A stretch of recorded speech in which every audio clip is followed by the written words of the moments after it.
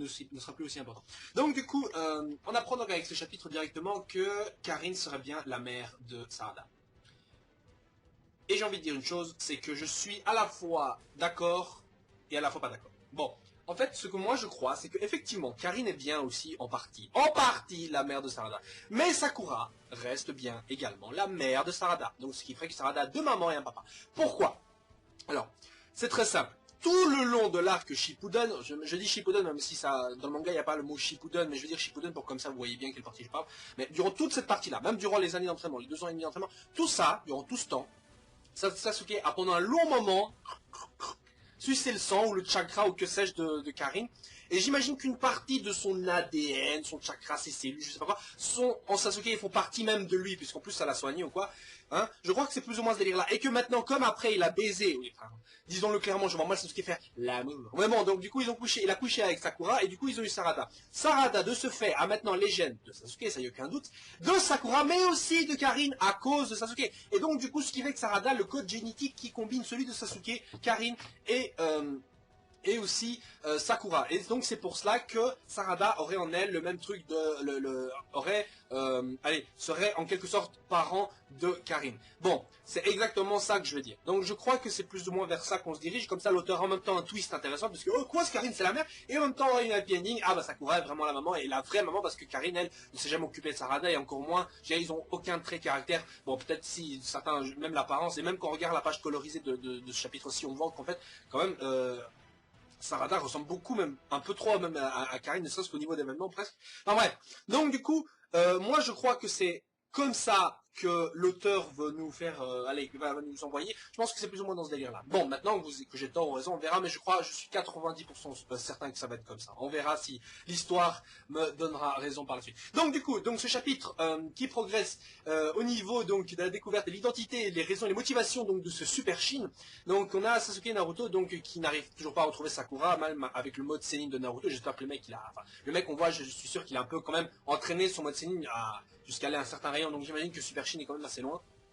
Et du coup, on a maintenant une petite découverte, c'est-à-dire qu'est-ce qu'il arrivait donc à Orochimaru. Et ben on a la réponse dans ce chapitre-ci. Bon, pas une réponse complète, mais je savais qu'avec ces chapitres de Naruto Gaiden, on allait apporter une réponse concernant les tenants et aboutissants de Orochimaru. Donc ceci se dirige vers sa planque parce que vraisemblablement Super Shin, comme l'avait dit Kakashi, est lié à Orochimaru, donc ils sont allés le voir et il le retrouve dans une planque. Donc normal, ça où est Orochimaru, il le laisse aller. Bon, parce que d'un point j'ai envie de dire une chose, pourquoi est-ce qu'on n'arrête pas Orochimaru? Ok, le mec il a amené les Kage qui ont limite sauvé la guerre. Ok, il a en même temps pas combattu Fishi Sasuke, il a même réussi, il a entraîné à rencontrer les anciens Kage et à venir au final sur le champ de bataille parce que sans Sasuke c'était foutu. Ok, bon ok aussi, il a aidé l'armée à combattre même le super géant, le Bouddha géant de bois qui était invoqué par Zetsu Spirale. Ok, il a aussi sauvé Sasuke qui sent en quelque sorte en partie, même c'est bon d'accord, bon ok. Orochimaru a peut-être gagné un peu de son, mais c'est un peu trop facile je trouve. Qu'est-ce qu'on en fait des expérimentations là qui tous ces familles ninja là dont leurs proches ont été capturés, endoctrinés, capturés et baisés par Orochimaru. Enfin quand je dis baisés, excusez-moi. Mais quand je dis en gros ils se sont fait tous tuer et tout pour faire des expérimentations. Mais c'est horrible ça. Vous imaginez dans la réalité on kidnappe un membre de votre famille, hein, et après ce membre de la famille on le pardonne. C'est un peu trop gentil. J'ai envie de dire qu'il y a encore certainement des gens qui sont en colère contre Orochimaru et le veulent mort limite. Mais évidemment, on est dans Naruto, là où justement le cycle de la haine devait s'arrêter, et patati patata, donc forcément on avait une happy ending. Mais dans la réalité, mais si on garde une certaine cohérence, c'est pas possible, hein. Je veux dire, soyons clairs, c'est pas le « je ne vais jamais abandonner » qui va calmer toutes les phrases de « ok, non, c'est pas ce genre de phrase de merde de Naruto qui va calmer tous les esprits, bordel de merde. Ok, il y a une grande guerre, ok, enfin, il a sauvé la vie et tout, nanana, mais bon, les gens sont pas aussi simplement bons. Ok, d'accord. Dans ce manga-ci, évidemment, la psyché des personnages dans le monde de Naruto est relativement simple, donc du coup, on va pas se casser le cul. Ok, d'accord. Mais je tenais quand même à souligner ce point. Donc du coup, il se dirige vers la planque donc de Orochimaru et rencontre d'ailleurs au passage Suigetsu et Jugo. Donc Jugo et Suigetsu qui n'ont pas vraiment changé. D'ailleurs, ils ont un peu grandi, tranquille. Bon, ok. Je veux dire, au final, Jugo n'a vraiment servi que de... Mais au final, je pensais qu'il allait servir plus que ça, mais au final, ce qu'il a fait, c'est soigner Sasuke. C'est tout. Parce que par la suite, il s'est quand même fait niquer. On l'a jamais vu vraiment être utile, même au combat. Il a tenu tête pendant 3 millisecondes face au Raikage. Il a combattu quelques samouraïs. Durant la Grande Guerre, il a essayé de protéger Sasuke qui avait certainement pas besoin d'être protégé par lui. Donc je pense que c'était surtout un perso qui devait être important et au final ne l'a pas vraiment été. Donc Suigetsu et Jugo qui se retrouvent donc à la planque de Orochimaru et sont restés au final vraiment c'est l'arbin quoi. mais des vrais larbins. Et on apprend qu'en fait Super Shin est en réalité une créature, ou limite une sorte de clone, voilà, que Orochimaru cultivait dans son laboratoire. On apprend même que justement le Shin original, dont d'ailleurs il manque un bras, serait justement à l'origine du bras que portait Danzo. Et donc du coup, ça veut dire que tout a un petit lien, et en fait non, en même temps on s'en fout. Donc du coup, on sait d'où vient ce bras, mais un truc que je me demande, attends, on voit sur Super Shin qu'il y a des Sharingan et des machins comme ça. Mais pourquoi Orochimaru, lui, il a pas essayé de s'en implanter? Je veux dire, vous allez me dire, ouais mais attends, c'est parce que ça fatigue, regarde Kakashi, lui il se fatigue. Oui d'accord, je veux bien, mais regardez aussi les cellules d'Hashirama. Le mec, il a créé des clones, genre il a même créé il a créé un Yamato. Et du coup, donc il avait des cellules de Hashirama. Regardez Madara, tout ce qu'il a fait, c'est se l'implanter dans le corps. Je pense pas que Madara soit génétiquement plus avancé et plus intelligent que Orochimaru de ce côté-là. Je doute vraiment. Ok, Madara est intelligent et tout, et il a des connaissances, mais au niveau pratique, je pense pas qu'il puisse peut-être réussir à faire des trucs aussi géniaux que Orochimaru, hormis question ninjutsu, en dehors du question ninjutsu, parce que là c'est vraiment de la manipulation génétique, hein. Il n'y a pas de ninjutsu, il n'y a pas de vrai clonage ninjutsu. Enfin si, il y a le Kagebunshin, mais c'est pas la même chose, là c'est des ombres et tout, alors que là c'est des vrais humains. Bon bref, du coup je me demande pourquoi est-ce que Orochimaru s'est pas implanté des cellules d'Hashirama. Je veux dire, enfin, je comprends pas. Je comprends pas du tout. Parce que, je veux dire, soyons réalistes. À la fin du manga, tout le monde est au courant que les cellules d'Hashirama, apparemment, ça booste les capacités. Alors pourquoi il s'en est pas greffé sur lui et s'est foutu des Sharingan et limite, comme ça, il aurait pu maîtriser un peu le pouvoir, j'en sais rien, faire des trucs, déjà faire des trucs, quoi, être plus puissant.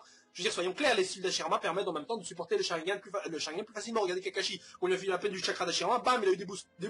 Quand je parlais des pilules qui contenaient des cellules d'Hashirama qu'il fallait bouffer pour être plus fort, je rigolais pas, c'est une idée qu'il fallait exploiter dans le truc à bordel de merde. Bon, du coup, je vais pas non plus me casser la tête avec ça, c'est certainement parce que l'auteur il a pas prévu depuis le début, évidemment, tout ce qui allait se passer vers la fin, donc voilà.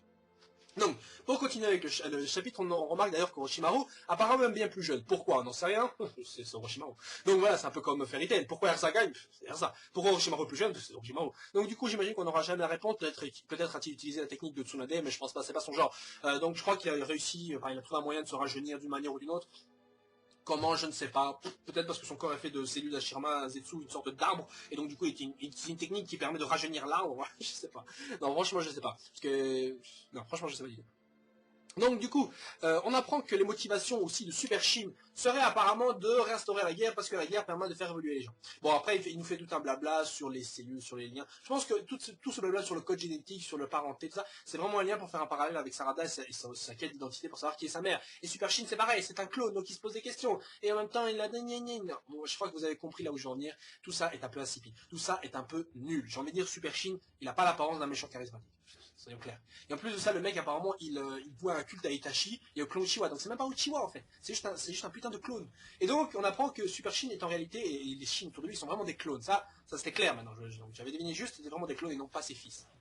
Des clones eux-mêmes, donc c'est en gros tous des réceptacles d'organes. Facile. On peut faire une armée d'Uchiwa, enfin de faux Uchiwa, comme ça, easy game. Et Orochimaru, il a jamais dit pourquoi est-ce que j'exploite pas cette idée. Parce que le mec, il peut créer des clones, mais il a jamais eu pensé à créer une armée de clones de Sharingan. Jamais.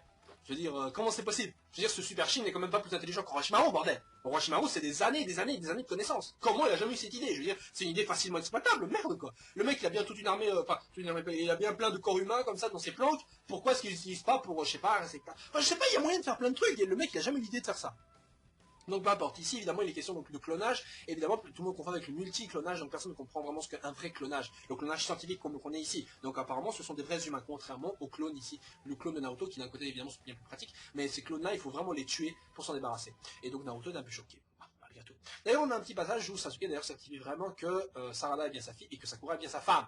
Donc de ce côté-là je pense qu'il n'y a plus de distinction à voir, mais évidemment il y a la question de Sarada donc qui voulait savoir qui était la fille sur la photo, donc Karin, et demande à Suigetsu. Suigetsu donc fait une expérience vite fait pour comparer un peu l'ADN, enfin les ADN des deux, et donc du coup on découvre que effectivement donc Karin est bien la mère de Sarada. Mais comme je l'ai dit au début de cette vidéo, à mon avis Sakura l'est aussi et que Sasuke a juste en lui une partie de l'ADN donc de Karin qui est imprégnée en lui, qui s'est justement qui est tombé donc sur Sarada, et donc du coup c'est pour ça que les résultats sont correspondants. Et donc je pense qu'on découvrira vers la fin que Sakura aussi a le même genre d'ADN on verra que Sarada a le même ADN aussi que Sakura. Je pense qu'il est connu ça quand ils seront chez Super Shin, un truc du genre, parce qu'il y a plein de matériel qui fait que voilà, il y a sûrement moyen de faire un truc du genre. Donc du coup je m'inquiète pas pour la suite, je pense que maintenant il reste quoi, deux, trois chapitres, donc je pense qu'avec ce laps de temps-là, on aura facilement la réponse, et on aura ensuite les prémices donc de Boruto Naruto The Movie.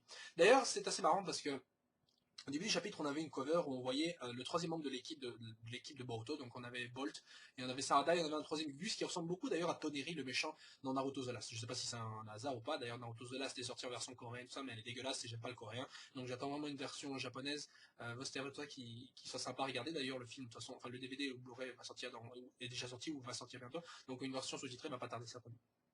Donc, pour en revenir à ce que je disais, il ressemble beaucoup à Toneri, donc je sais pas si c'est, voilà. Enfin, en tout cas, il a un look qui déjà le distinguait beaucoup de quand on l'avait vu dans le dernier chapitre de Naruto, le chapitre 700. Donc, je me souviens, il avait une apparence qui, voilà, est un peu plus, qui le distinguait un peu des autres, mais en même temps, je voyais pas vraiment qui ils étaient. Donc, peut-être on aura des indices sur le film, sur le prochain film qui sortira, ou alors j'ai loupé un truc. Bon, du coup, le chapitre s'arrête là-dessus. D'ailleurs, au passage, je vous avais dit pourquoi est-ce que Sakura agit pas. Je veux dire, le méchant devant lui, il agonise, pourquoi est-ce qu'elle ne bute pas? Je veux dire, ok, il y a peut-être 5 ou 6 Shin autour d'elle, mais quand même, c'est une ancienne sénine. La meuf, elle est certainement plus forte, elle est certainement forte. Je veux dire, la meuf, c'est pas une couillonne.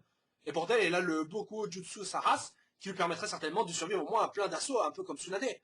Réfléchis un peu, je veux dire, ok, Sakura, c'est peut-être la moins forte du trio, mais elle reste quand même très forte. Donc, même des couillons comme ça, je veux dire, elle serait capable de s'en débarrasser, merde.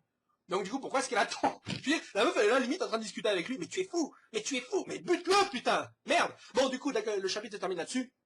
Et donc j'ai hâte de voir la suite parce qu'Orochimaru peut-être les accompagnera parce que surtout ça l'arrange surtout de voir Super Shin disparaître. Mais encore une fois je me demande comment ça se fait que les gens laissent Orochimaru avoir ses expériences à moi qui ne tue certainement plus personne, mais bon quand même.